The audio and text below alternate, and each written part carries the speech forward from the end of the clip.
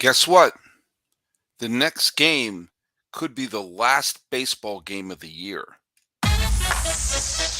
You are Locked On MLB, your daily MLB podcast, part of the Locked On Podcast Network, your team every day.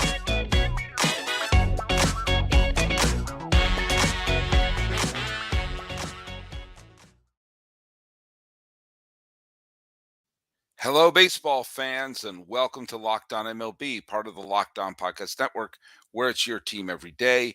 This is the daily podcast. We talk about all of Major League Baseball. I am yours, Paul Francis Sullivan. Please call me Sully. I am an Emmy-nominated television producer who has been a baseball podcaster and apparently can't talk for the last decade or so. And I've been a podcaster here on the Locked On Podcast Network for the last 5 seasons. You can follow us at Locked On MLB Pods on Twitter or on Instagram, and I'm your pal Sully. I'm at Sully Baseball on Twitter, Sully Baseball Podcast on Instagram, and this podcast, which is being streamed live late in the night of Halloween 2023, early in the morning of November 1st, depending on where you are.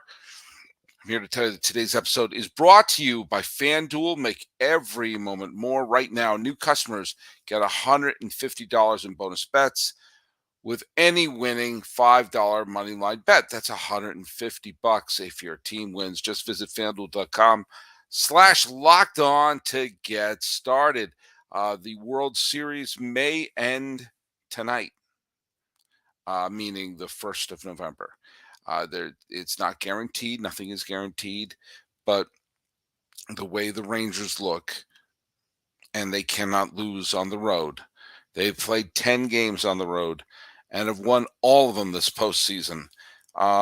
Things are looking bleak, but it's not over yet. Hey, I'm going to first address the trivia question, and it's funny. I have an addendum to the trivia question, but the question was, which players won the World Series MVP in the only year they were ever on a postseason roster? The only time they were ever playing on an October team, they won the big prize.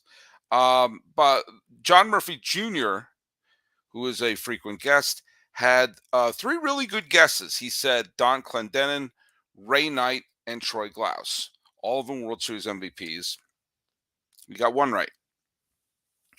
Don Clendenon of the 1969 Mets did indeed come over in mid-season from the Expos to the Mets to win a World Series MVP.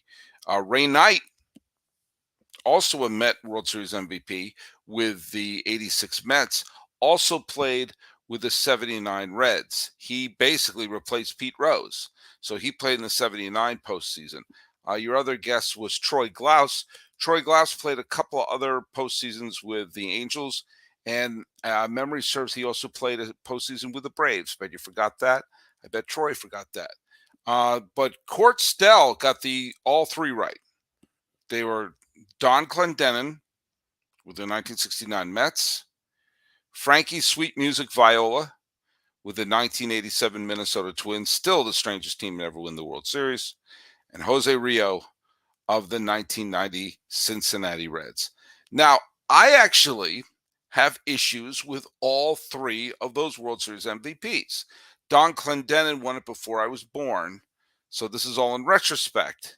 However, and Clendenon had a fine World Series. He had hit big home runs, got big hits. It's not like they gave it to the 14th caller in WFAN. However, the Mets lost the first game of that World Series where they were huge underdogs to the Baltimore Orioles. Jerry Koosman came out and pitched into the 9th inning and won game 2, therefore splitting the first 2 games in Baltimore, sending it back to Shea. That is a totally different series if it's 2-0 Baltimore going back to Shea. And then with the series up 3-1, Koosman pitched a complete game victory to clinch the World Series. That's kind of sort of the MVP in my eyes.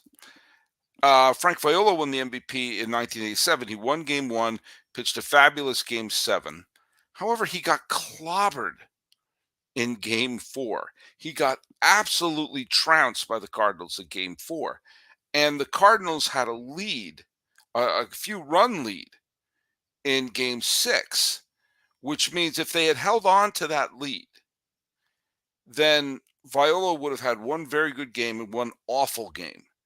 And you could have pointed to that game in St. Louis had they lost, that they lost with Viola on the mound. If they'd lost the series in 6, Viola's horrible outing in game 4 would have made him a partial GOAT of the series.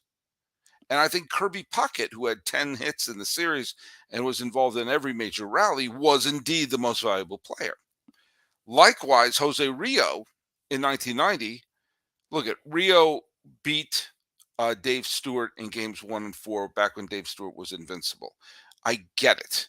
But Billy Hatcher batted .750 in the series, and Chris Sabo hit 2 gigantic home runs that basically flipped the series on its head.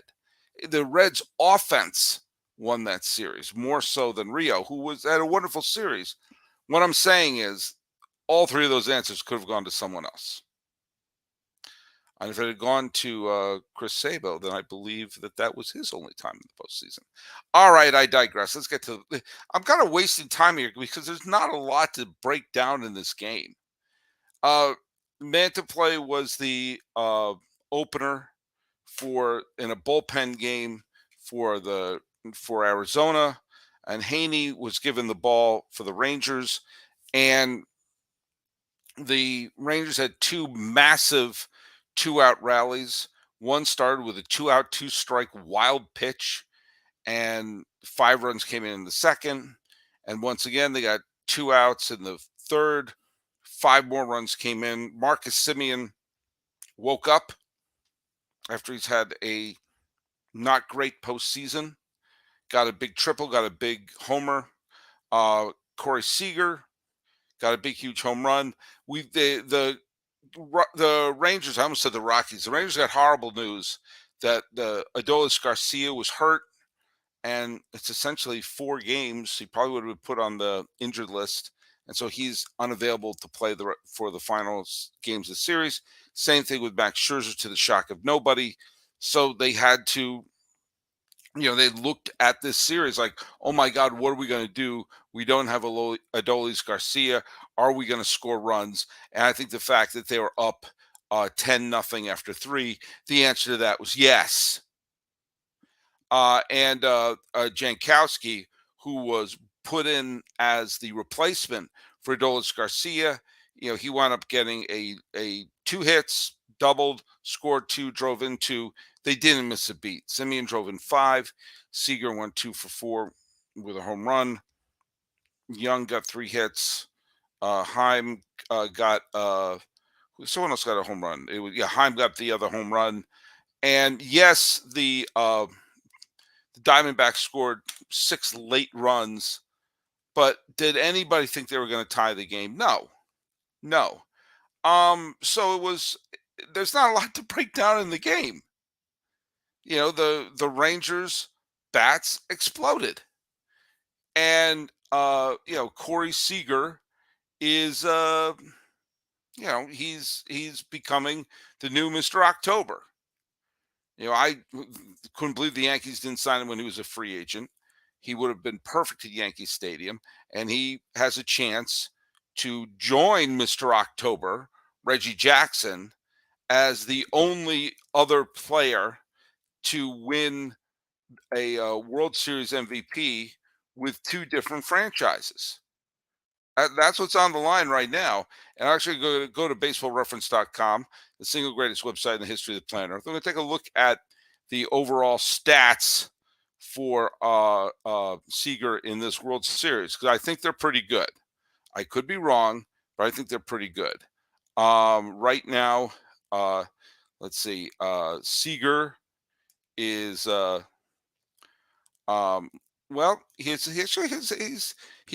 no, I'm looking at Semien. I'm sorry. He's hit 3 home runs. He's driven in 6. His OPS is 1.138. his average isn't that great, but we're not. I don't really care. He's right now the MVP of this series, in my very humble opinion. So there you have it. There you have it. There you have it. I mean, if the Rangers win with Jordan Montgomery winning a game, then maybe he'll get it. But Seager has been absolutely terrific. When we come back, I do want to bring up the fact that I'm a little bit of a broken record on some of these things about handling the pitchers. And my main question is, would it kill the managers to let some of these pitchers finish a darn inning?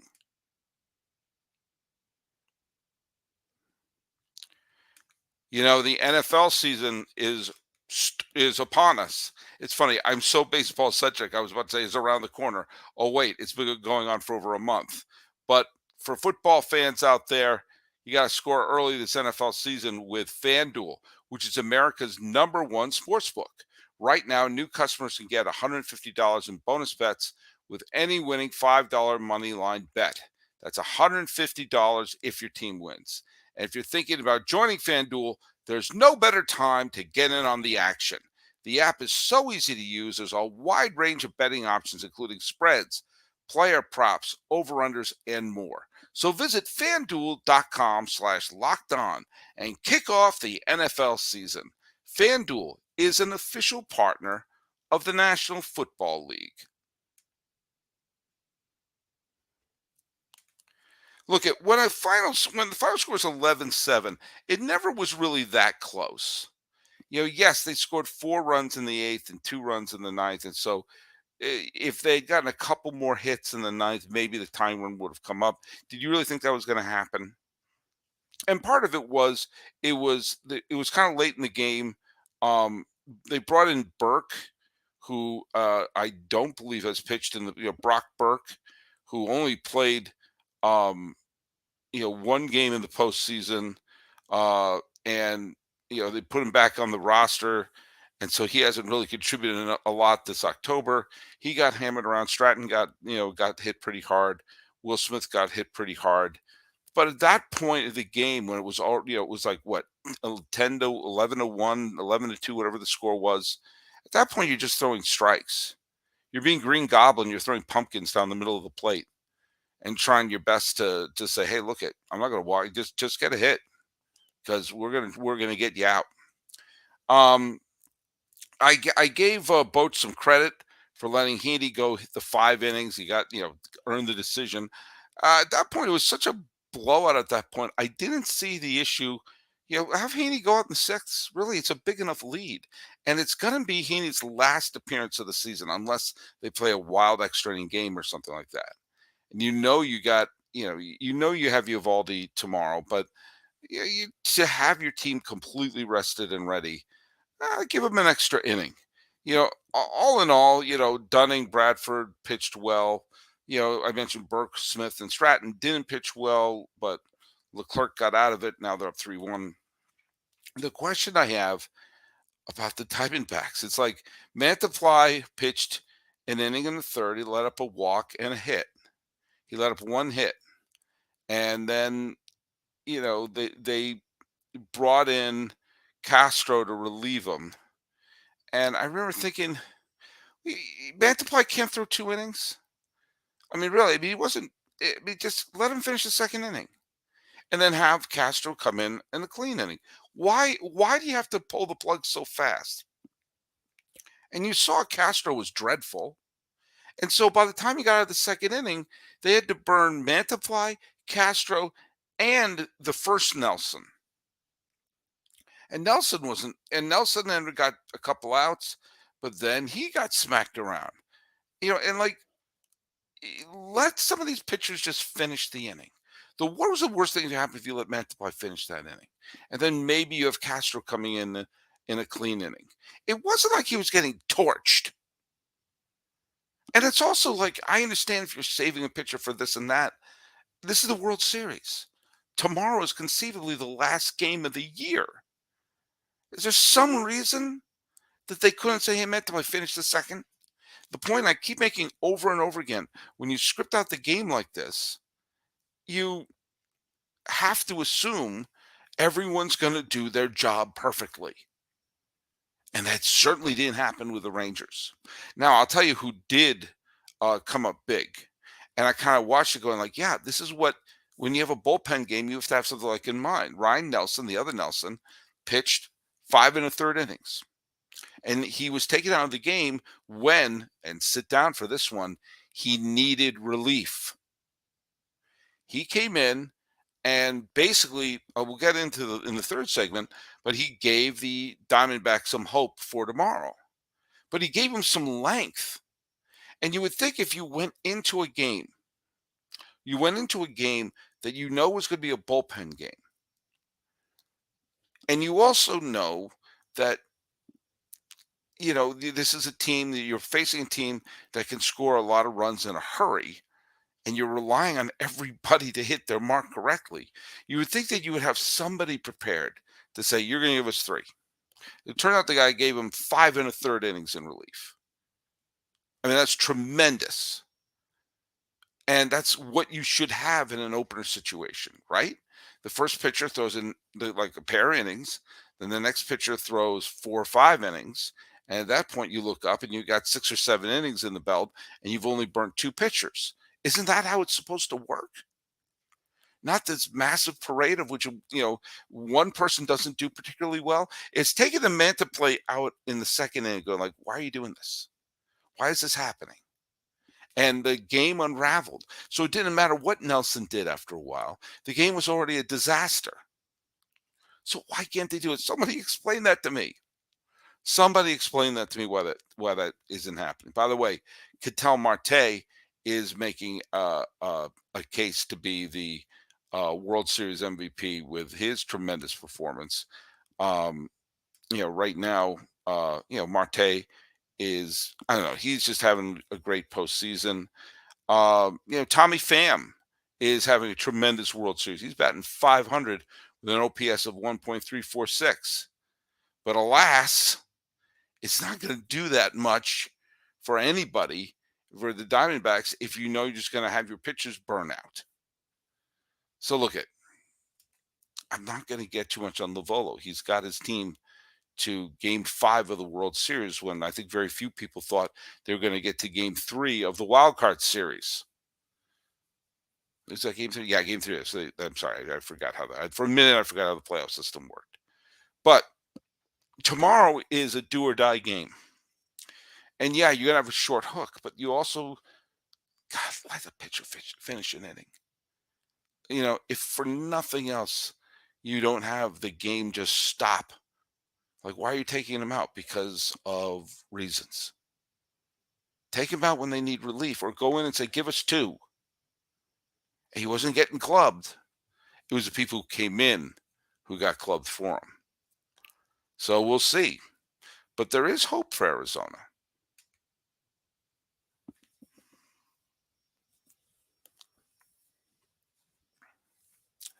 Things are looking bleak for the Arizona Diamondbacks. I understand that. But they looked even more bleak in the series against Philadelphia. Look me in the eye and tell me you thought the Phillies were going to lose that series, especially after the first 2 games, including the 10-0 blowout. Look me in the eye and tell me you thought the D-backs had a shot. Now, I defended them when Millard was on the show, but they looked cooked, and especially after game, the Phillies dropped the first 2 games, but came back to win the final game and was going to go home. And it looked like, hey, give the Diamondbacks credit. They made a series and they forced it back to Philadelphia. And then the Phillies' bats went dead. We have seen one thing. We've seen that the Texas Rangers are a very streaky team, and we've seen that all year long. As I said, they had an 8-game winning streak and an 8-game losing streak in the same month this year. And we are going into the final game in Arizona, Gallen versus Eovaldi. Now, Eovaldi's had a wonderful postseason, but he got hit pretty hard the last game. And Gallen, who hasn't been spectacular, but has been good and is capable of pitching a good game. What am I saying here? I'm saying that if you have to come back from a 3-1 deficit What you want to have are your two best pitchers rested and ready to go. And this is where Nelson's 5 1/3 inning come in big time, because the Diamondbacks didn't have to use most of their top relievers today. And they're going to have their top pitcher going today. And they are at home. Yes, yes, I know the Texas Rangers haven't lost a game at home this postseason. That's not the point. The point is this: to come back from 3-1, things are set up perfectly for the Diamondbacks. You would want to hand it to your best pitcher rested and ready with a pretty rested and ready bullpen. That's going to happen. They're at home to do that. Boom. Zach Gallen pitching, you give him a shot, right? You give him a puncher's chance, even with Eovaldi pitching in the last game, because Eovaldi didn't look that great in Game 1 of the World Series. Okay, if they win that, off they go back to Arlington for Game 6. You'll have Merrill Kelly, who's been an ace, going in Game 6. You got to give him, Mr. 7 innings pitch. You got to give him at least a puncher's chance to win that game. Boom. Send us to a Game 7. Brandon Pfaadt is pitching, and by all accounts, a Game 7 is what? That's a coin flip. So they're not done. I thought they looked more cooked against Philadelphia than they do against this team from Texas. So don't despair, Diamondback fans. There is still hope. There is still it still has obstacles. Nothing's a guarantee, but there is still hope that this Diamondbacks team could be yet another one to come back from a 3-1 deficit. What do I want to see as a baseball fan? I want to see the Rangers get their generational moment. I would like to see Bruce Bochy win a World Series title, but I want to see more baseball. And if we can't get a Game 6, and the Rangers do indeed win later tonight, then what I want is this. I want a great game. I want an all-time great game. I want it to be a legendary game. I think this postseason has had some okay games. There have been one or two very good games. I'd like to see one all-time. Because, for one, I'm not quite ready to say goodbye to baseball yet. But I am going to pass on the trivia question.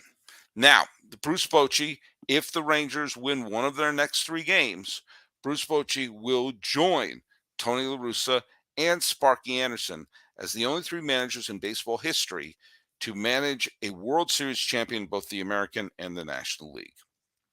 And Bruce Bochy is undeniably going to go to the Hall of Fame as a manager, just like La Russa went to the Hall of Fame as a manager and Sparky Anderson went to the Hall of Fame as a manager.